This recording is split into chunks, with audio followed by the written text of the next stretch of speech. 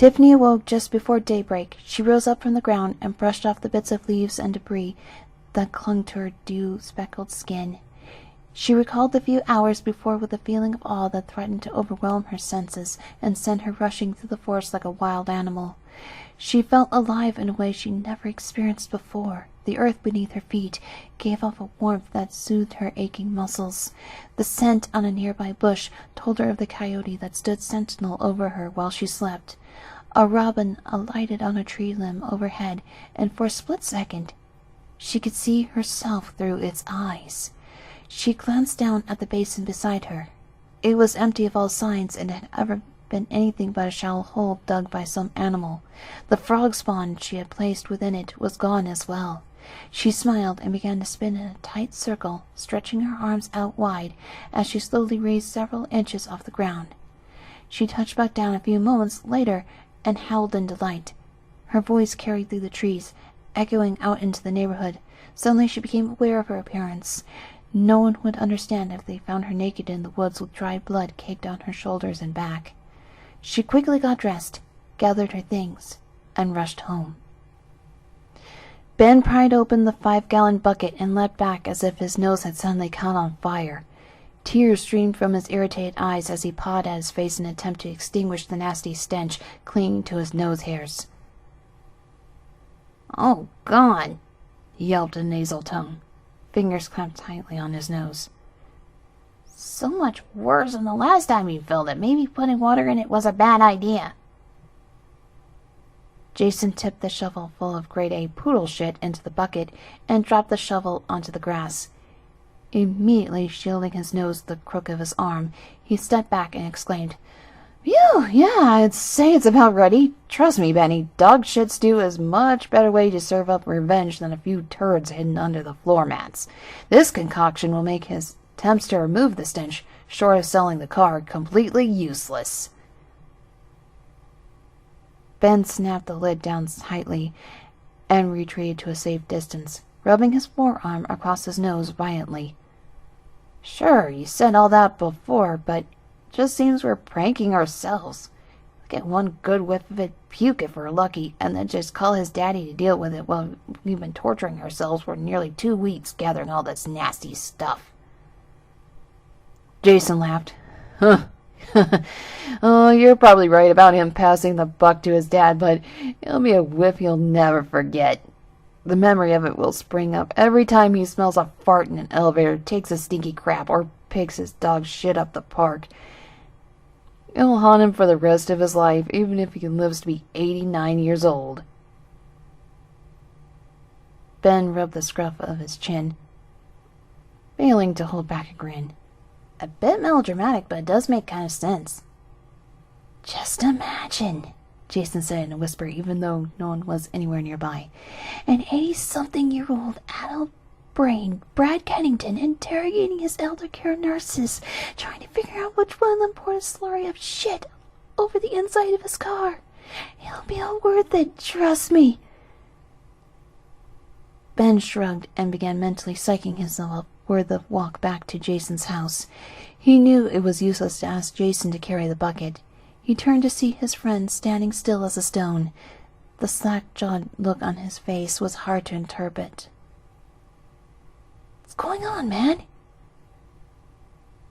Jason stood there staring off towards the right corner of Mrs. Miller's house. Ben followed his astonished friend's gaze but saw nothing. Just then Jason shot off towards the side of Mrs. Miller's house. Ben rushed after him. He whipped around the corner right on Jason's heels and went crashing into the property fence. Jason, seemingly oblivious to his friend's incident, kept running along the narrow path. A few moments later, he came jogging back to Ben. "Where'd it go? See how big that thing was?" Ben grabbed a hold of the fence and pulled himself to his feet. Trying not to seem too concerned about the scratch on his arm, he replied, No, I didn't see anything. What was it?" "World record-sized frog is what it was. Big as a cat and the fastest one, too. I know it sounds kind of weird,"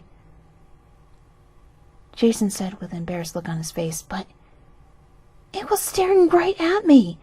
I felt like I was frozen in place for a moment, and then It just turned and left out of sight." None of what Jason said made any sense to Ben, but he knew better than to say as much. Jason would see doubt as a challenge and insist that they search every bush, puddle, and swimming pool in the neighborhood until they found it. "Well, wow, that's a big frog. I suppose one that big could have easily jumped over the fence." Ben mentally kicked himself as soon as the words fell out of his mouth. That too was a surefire way to inspire his best friend to waste their entire Saturday looking for some fabled monster frog. He tried to think of something to say that would quell Jason's spastic imagination, but it was beaten to the punch.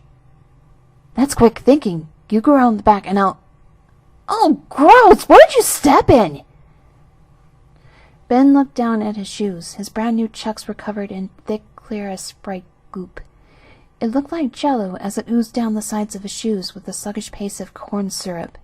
Jason looked back towards the corner of the house where he saw the frog and then rushed over.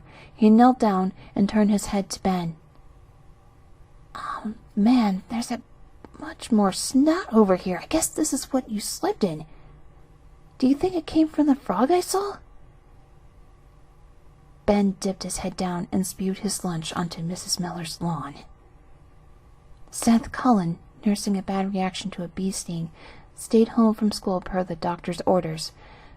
By some crazy streak of luck, he managed to go 16 years without ever pissing off a single bee, only to discover an allergy to the little bastard's sting that night before an important chess match.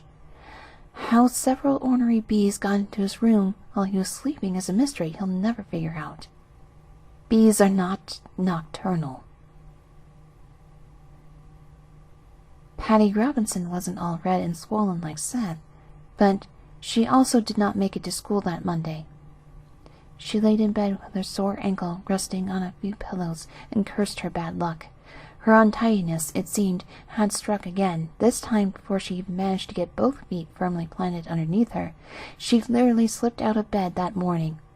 She was certain she put her school clothes in the hamper before going to sleep, but the evidence strewn across her floor and beside her bed said otherwise. Sam Kilner had an early last-minute doctor's appointment due to an itchy rash that had sprung up while he slept. Most of the rash will have subsided before he discovers the three-leafed culprit under his bed, and begins another week-long regimen of pink salve slathered all over his itchy body. How the poison-covered spray got under his bed will be a mystery he'll wonder about for the rest of his life every time he encounters the nasty weed. Kelly Sachs was late to school that day due to having no clean clothes to wear other than her bathrobe. She had decided to wash everything twice for good measure and pass the time on her laptop while she waited for the handyman to show up. There wasn't a visible stain on her closet ceiling, but a leak seemed to be the most plausible explanation for all of her clothes being covered in a disgusting dampness that smelled like a swamp. These four students all had one thing in common.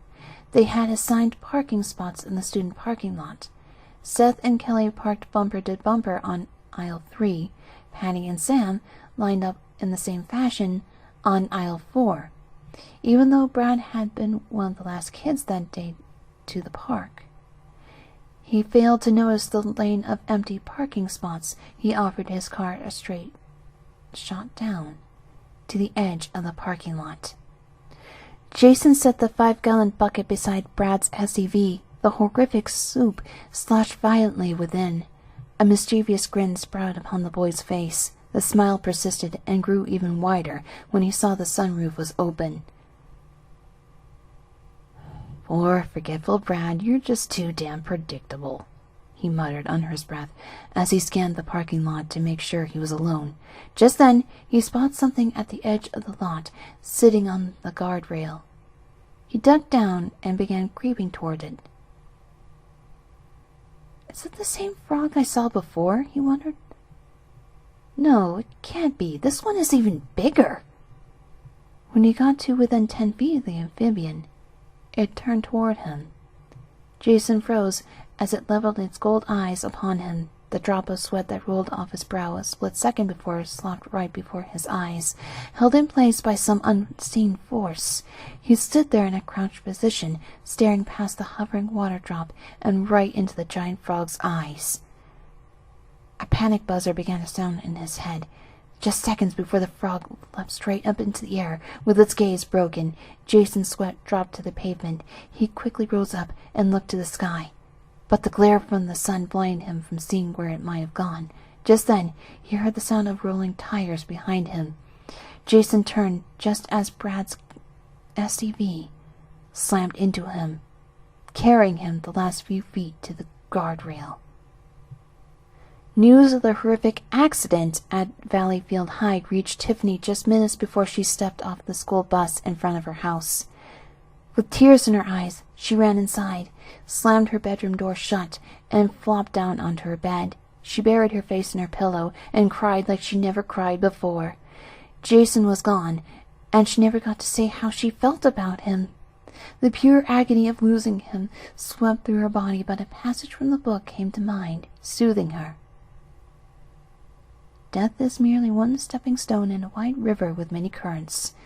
Those who do not learn to step lightly are doomed to stumble and be swept away. Where they will drift to, none living can know. As Tiffany reflected on what that meant for Jason and the many others she now understood would die in the coming days, the latch on her bedroom window slowly turned. She slipped off her bed and looked underneath it for the book. She knew every word on its pages by heart, but still she found comfort in reading it. Where the book had been was nothing but a pile of ashes. She drew a handful out from under the bed and let it sift through her fingers. It suddenly dawned on her the book was not needed any more, and just like that, she gleaned the final lesson missing from its pages. Nothing infinite holds one single form. Change is not to be feared, but embraced. The book was gone, but just like her memories of Jason, so too would the book's lessons forever reside within her. Just then, the bedroom window flew up and the screen fell out onto the lawn. She rushed to the window just in time to see two little creatures about 6 inches tall running off with the window screen held over their heads. Their greenish skin was speckled with black spots, giving them the appearance of frogs, but their limbs and torsos were quite human-like. Dozens of others, just like the little screen thieves, appeared in the yard as if instantly willed into existence. They all stared intently at her. Suddenly, something big and sticky latched onto her skin. She swatted away and let back with a blood-curdling scream as a bullfrog, nearly the size of a German shepherd, hopped onto her windowsill. Tiffany recovered her nerve and studied the monstrosity with a dawning realization. Just then, her bedroom door flew open and her mother rushed in. "Sweetie, are you—" The thing on the windowsill turned its large gold eyes upon her mother, stopping at her in tracks.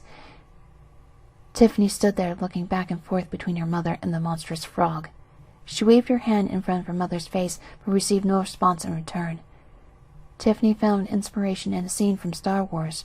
She turned her mother around by the shoulders and walked her into the hall. "You've had a long day, Mom. Why don't you take a nap?"